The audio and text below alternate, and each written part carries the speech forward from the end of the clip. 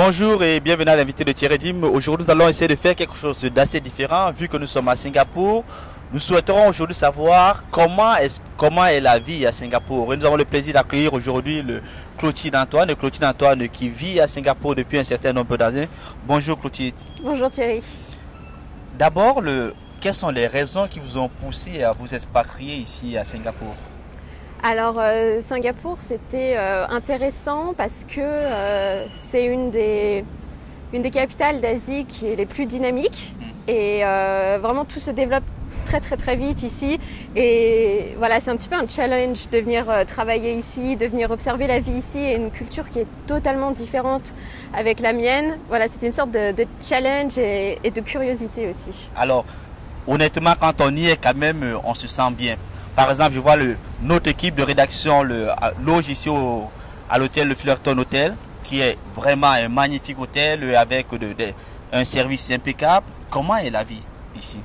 Alors c'est vrai que la vie à Singapour, elle est très agréable, je dois dire. Et comme vous pouvez le voir, le temps est magnifique.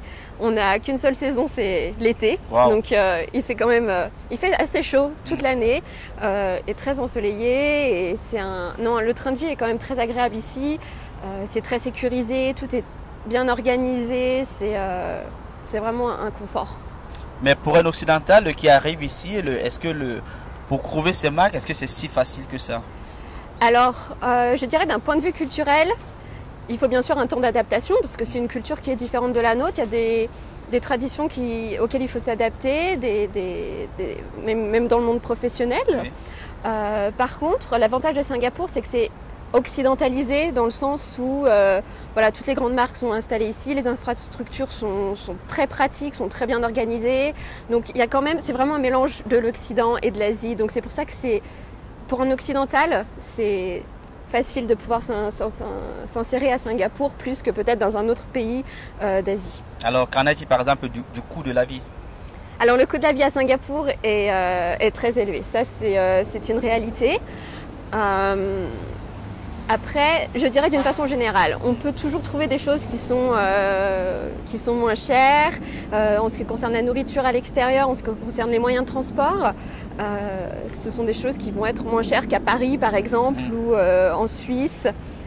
Voilà, c'est une question, il faut s'adapter, il faut savoir où aller manger, il faut savoir où se loger et on peut tout à fait vivre à Singapour. Et le logement, les prix du logement sont assez chers aussi? Voilà, alors, on trouve facilement et à des bons prix aussi ou alors tout dépend également? Alors on trouve facilement, il y a énormément de choix et d'un point de vue général c'est quand même assez cher. Si on s'éloigne un petit peu du centre-ville bien sûr, les prix sont moins élevés et on a aussi des infrastructures ici avec des aides du gouvernement.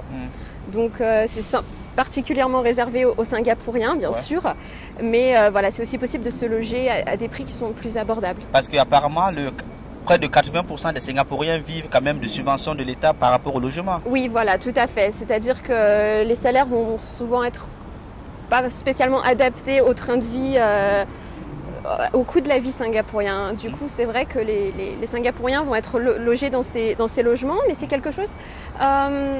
c'est pas quelque chose qui est négatif. Ouais. Ça fait partie de la culture ici aussi. Et c'est aussi des endroits qui sont très bien entretenus et qui sont très agréables à vivre.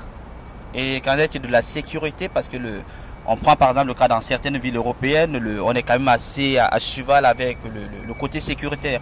Est-ce que quand on vient ici, on se sent directement... Moi, je me sens en sécurité, peut-être parce que nous sommes également dans un environnement assez très haut de gamme où on ne voit pas la police par contre. Hein.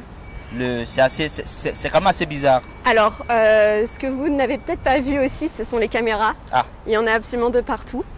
Et non, c'est très sécurisé. Singapour, vraiment, moi je me sens en sécurité. Et je pense qu'en étant une fille, on se sent souvent moins en sécurité que les hommes. Et ici à Singapour, je n'ai jamais eu aucun problème. La nuit, tout est très sécurisé. Et la police, même si vous ne la voyez pas, elle est présente. Ils sont souvent en civil et ils interviennent très rapidement. Ils sont vraiment impliqués dans leur travail Et du coup, c'est vrai qu'on n'a aucun problème avec la sécurité. Bon, il faut toujours faire attention, bien sûr, mais la sécurité est bien plus élevée que dans d'autres capitales en Europe. Alors, pour une personne qui aimerait peut-être suivre peut-être ton propre parcours, est-ce qu'en laissant ses bagages en Europe pour venir s'installer à Singapour, est-ce qu'il sera facile pour cette personne de trouver du boulot?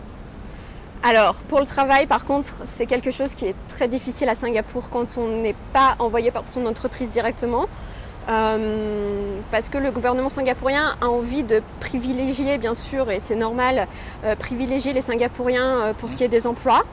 Du coup, ils sont en train de fermer les portes un petit peu et c'est de plus en plus difficile de se voir faire obtenir un pass pour un visa pour travailler à Singapour. Il faut vraiment être déterminé et connaître beaucoup de monde aussi.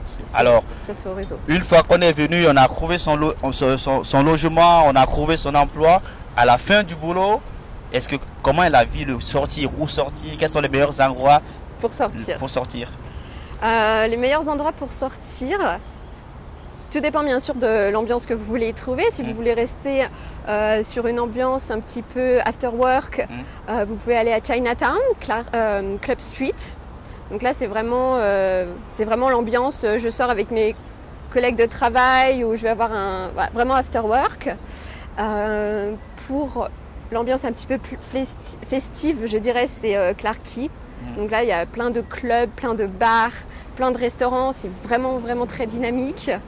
Voilà. Et après, une emblème de Singapour, c'est vrai que pour sortir, on peut aussi aller au Coup d'État, qui est tout en haut du Marina Bay Sands. On ne voit pas... tout en haut, ouais. Tout en haut du Marina Bay Sands et qui donne une vue impressionnante sur Singapour la nuit. Alors, le coup de cœur de Clotilde Antoine, ce serait quoi à Singapour? Le coup de cœur de Singapour, ouh là là, ça c'est assez compliqué. Ça c'est assez compliqué. Mais si par exemple si je devais venir aujourd'hui à Singapour, il me fallait visiter un seul lieu ou alors aller à un seul endroit, quel serait le conseil de Clotilde Antoine? Alors, de façon générale, mon conseil, c'est de ne pas forcément aller voir les endroits touristiques. Les endroits touristiques sont bien sûr à voir, mais ce qui est intéressant aussi dans un pays, c'est d'aller voir la vie des gens tous les jours et d'aller manger dans les food courts, donc là où le Singapourien mange tous les jours de l'année, parce que c'est dans la culture ici à Singapour de manger à l'extérieur plutôt que de cuisiner chez soi, qu'en Europe c'est le contraire. Okay. Donc oui, moi je recommanderais plutôt d'aller manger dans ces food courts, aller dans les quartiers plus traditionnels, voilà, où il n'y a pas tous ces buildings, où tout est immaculé, quelque chose de plus authentique. C'est vraiment ce que je recommanderais pour voir un Singapour différent de tous les autres touristes. Merci Clotilde d'avoir accepté notre invitation. Merci Thierry, merci beaucoup. Quant à vous, nous vous donnons rendez-vous très prochainement, sûrement depuis Singapour, et nous vous disons au revoir.